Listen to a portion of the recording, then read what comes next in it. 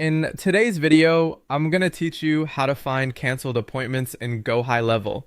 This is a quick and useful process, especially if you need to review missed opportunities, track client activity, or simply confirm whether an appointment was canceled in the system. Once you know where to look, it only takes a few moments.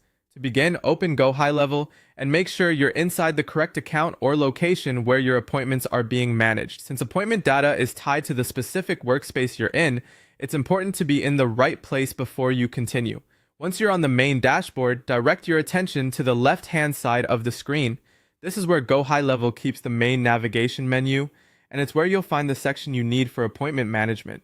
From that left side menu, click on Calendars.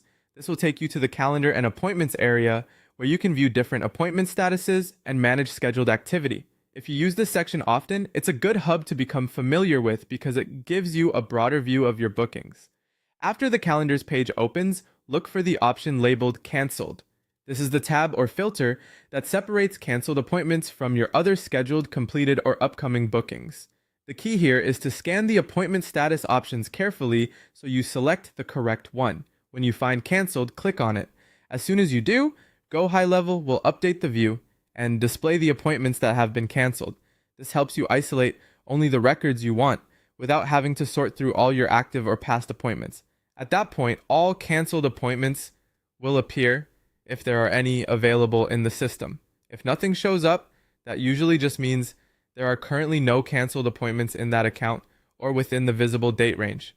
A helpful tip here is to double check that you're viewing the correct calendar or time period if you expected to see something and the list appears empty. Sometimes the issue is simply that you're looking in the wrong view, not that the appointment is missing. And that's it. That's how to find canceled appointments in Gohighlevel.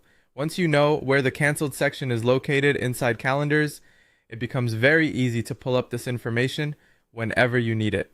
Thanks for watching, and I'll see you in the next video.